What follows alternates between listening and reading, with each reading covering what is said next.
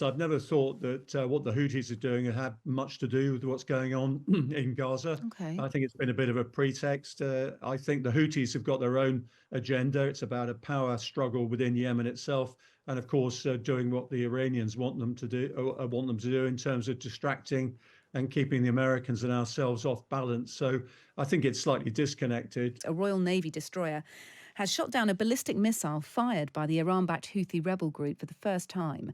HMS Diamond was defending a merchant vessel in the Gulf of Aden on Wednesday when it used its Sea Viper missile system to destroy the Iranian-made weapon, which was fired from Yemen. Chris Parry is a former Royal Navy Rear Admiral, has also served as a Director General at the Ministry of Defence and as a NATO commander. He joins us on Times Radio. Good evening, Chris. Hello, Kate. Tell us exactly what happened.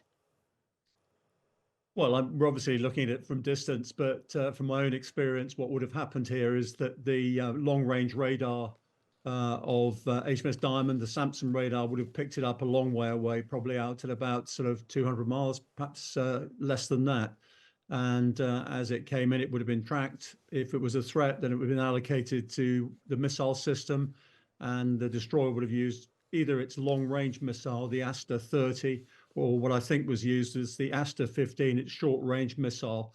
And as it came, obviously, within the engagement range, heading for a merchant ship, HMS Diamond splashed the missile very successfully.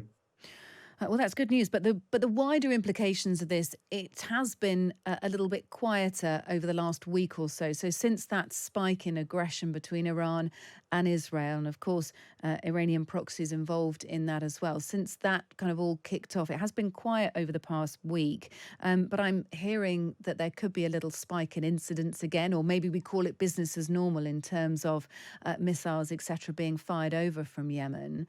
What do you think in terms of the threat to the Red Sea, the Gulf, etc., and other vessels and vessels travelling in those seas at the moment? What is the threat level like?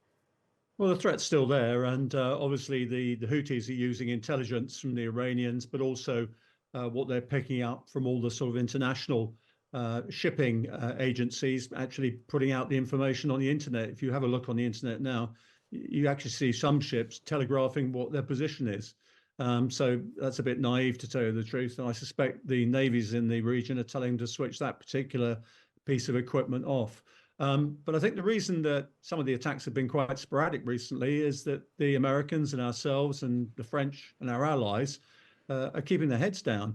And the minute the Houthis pop out, they find there's an aircraft on top of them waiting to destroy the launchers. Now, if I suspect this was a fatter ballistic missile, these are vehicle launched, so that they're pretty easy to hide. You pop them out, you target them, and you fire them. So they're quite difficult to get hold of. I think the navies in the Red Sea have got hold of the drones. They're not going anywhere in terms of targeting anybody. And we saw all the drones that actually made it to Israel were shot down. These are very slow moving things, and they can be taken out by guns, or if you have to, missiles. I think the ballistic missiles are a bit more of a problem, but certainly the French, ourselves, and the Americans have the capability to shoot them down. Could there be an effect? Could there be a spike in activity if Israel does what we understand it is preparing to do, which is send ground troops into Rafah in southern Gaza? Okay, if I'm honest, I've never thought that what the Houthis are doing had much to do with what's going on in Gaza. Okay. I think it's been a bit of a pretext. I think the Houthis have got their own agenda. It's about a power struggle within Yemen itself, and of course, doing what the Iranians want them to do, in terms of distracting and keeping the Americans and ourselves off balance. So I think it's slightly disconnected. I think it'll carry on either sporadically or it'll ramp up depending on how many missiles the Houthis can get out in the open, target and put into the Red Sea. I suspect it's disconnected, as I said. So you suspect that the Houthis targeting commercial Western vessels in the Red Sea, in the Gulf of Aden and beyond is kind of more about a political power play in Yemen, which is itself a very fragile country. There's also a great humanitarian need there as well. But you feel that that's more about a domestic situation? Domestic and also proving their credentials to their Iranian paymasters as well.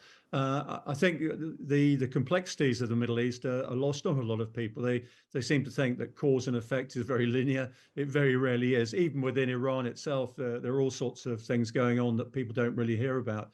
So you have to look behind the scenes and see what's going on here. The Houthis did this back in 2016. They attacked merchant ships then, and they had a different agenda then. They were trying to distract from their ongoing war with Saudi Arabia.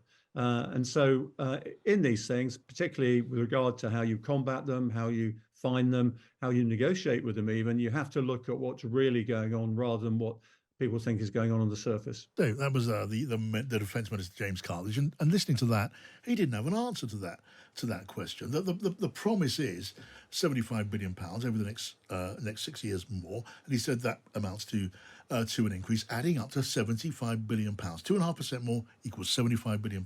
Trouble is, the amount in cash was going to go up anyway, because if we're going to spend what we're spending now, which is about 2.33%, and stick to that percentage of GDP, as GDP grows, so does the amount of cash you're going to be spending. And so no change of policy still equals billions more being spent on defence. And when you take that into account, it is suggested you're only looking at a £20 billion increase, not a £75 billion increase, which seems to me to be, don't you think, a pretty strong argument? Yeah, and the thing that really does expose this promise is when you ask the Conservative Party, well, how are you going to pay for this massive £75 billion commitment? And then they say, oh, we're just going to cover it by cutting the size of the civil service, which is obviously going to go nowhere near to cover that 75 billion. So that shows that actually the increase is going to be nowhere near it. And obviously you've explained quite well there how the 75 is based on this dodgy baseline. But I think it's quite easy for parties, particularly possibly coming to the end of time in government, to start promising what you're going to start doing the funding is not going up next year, it's going up in 2028 and 2029 is what they're saying. And so it's very easy when you might be thinking, well, I'm not going to be here. You can promise whatever you're going to do in all of those years' time. It's much more difficult to do something now. And remember, what did Boris Johnson do 2 years ago? I think I was on the trip. It was a NATO trip to Madrid. He made the exact same promise. Exactly. I remember it being really hot and sticky and horrible. But Boris Johnson said the same thing. I'm going to put up defence money to 2.5% by 2030. And I would question, why is Rishi Sunak making this promise now in this week? And I think it's probably got a lot to do with what's going on next week when you've got the local elections and Downing Street's preparing for the possibility that his leadership could be at risk. And so they're basically shoring him up in advance. Look what they've been doing the last few days. So we had that big speech on how they were going to target benefits. That's obviously something that appeals to the Tory base. Then you've had Rwanda finally getting royal assent today. That's something that appeals to the Tory base and to Tory MPs. And now you've got this defence where you've had Rishi Sunak under a lot of pressure from his own MPs. So he's clearly shoring himself up, preparing for the possibility that things could be rather choppy next week. What do you think? Can this work? In the narrow political sense, can this work? If it's a challenge to Labour, could it pay off? So I think, first of all, hiking defence spending is a good thing, and it is something that should be welcome. And I think we just need to look at the world around us right now to see how and why this is so important. So, we can look at the sort of political dynamics behind it and the wider context of local elections. But I would say very strongly that regardless of that, having this uplift is to be welcomed. And I think it will be welcomed by the public in the context of such a volatile world. Yes. And I do think it actually does pose a challenge to Labour successfully, because when we've had shadow ministers out speaking to journalists, they haven't been able to commit to that same hike. And, having national security, a strong army is generally quite popular. And so I think, Rishi Sunak has a whole load of issues on his plate, but I would chalk up the defence spending announcement ultimately as a bit of a win for him. Okay, so for the sake of the argument then, let's say it is a good idea to commit more money to defence, because the threat is undeniable. And no one sensible can deny that Russia poses more of a threat than it's posed for, well, for decades. That Vladimir Putin has got expansionist ambitions, that if Ukraine were to fall, he's not going to just sit in Moscow and think job done. He's going to want to start threatening those Baltic states as well.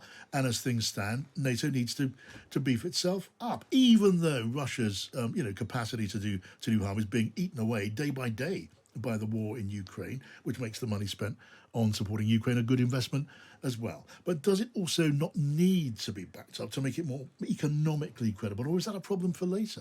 No, it does need to be backed up. And I agree with John, just saying a lot of this funding is going to come from axing woke civil servants is not going to be taken seriously by people who are, very keen to know how this decision will impact the economy. And there will be a way to do it, but the Ministry of Defence, the ministers need to explain a bit more than woke civil servants as a mechanism. Interesting, John, isn't it? The latest opinion poll show that Labour's, I think, what is it, 6 points ahead of the Conservatives when it comes to who's trusted on defence. Now, how often do we not say that there are areas where the Conservative Party are it's not quite traditionally, conventionally, historically stronger, and that's defence is one of them. 6 points behind Labour. I mean, Labour can't believe their luck on that one. No, but they have put in an awful lot of work on this over the last few years. They know that this has been a problem for them that they've needed to neutralise. You look at candidates they've picked for the next election. They've got loads of candidates who, including standing against Johnny Mercer in Plymouth and Moorview, they've got a veteran there. They realise that this is somewhere that they've needed to shape the arguments they're making. I would say one of the things that struck me as quite interesting, I think it was yesterday morning on Times Radio, you had Grant Shapps, I think it was yesterday rather than this morning, and he was saying, I'm not quite sure I fully believe this, but he was suggesting that he wouldn't want 3% immediately. He was saying, if you gave me 3% now, I wouldn't be able to spend it. That we just don't have the defence industry ready in this country to be able to spend those sorts of sums. I think actually if Rishi Sunak went into Grant Shapps and said you can have 3% now, I'd be very grateful. Yeah. But I do think that Ukraine has exposed that we haven't had the industry in this country ready in case we do face a war in Europe. And I think the thing that countries like the UK and other countries in Europe are waking up to is that we haven't just got a problem with Russia and Ukraine. We've got problems with all different parts of the world. And suddenly, if you have China invade Taiwan, then there's potential that the US would be much more interested in that's where their attention would go. Yes. And so therefore you need a strong Europe and you need a strong UK ready to be able to defend Europe for themselves. Yes. I mean, it's a problem that doesn't exist. What to do with 3% increase in spending? It will be a huge increase and entirely theoretical. He was answering a question that wasn't really being put. I mean, I can remember Gordon Brown devoting, I forget the number, but countless billions to the NHS in that famous budget that the NHS needed money, goodness knows. They didn't know what to do with it all. They had no idea what to do with the money that was being shoveled their way at that point by Gordon Brown. And it was being spent, actually wasted in lots of ways because they wanted to just get the money out of the door and buy things and spend it. However, it's a thoroughly academic and pointless argument because no one's saying, well, what do we do with all this countless bounty we got for defence?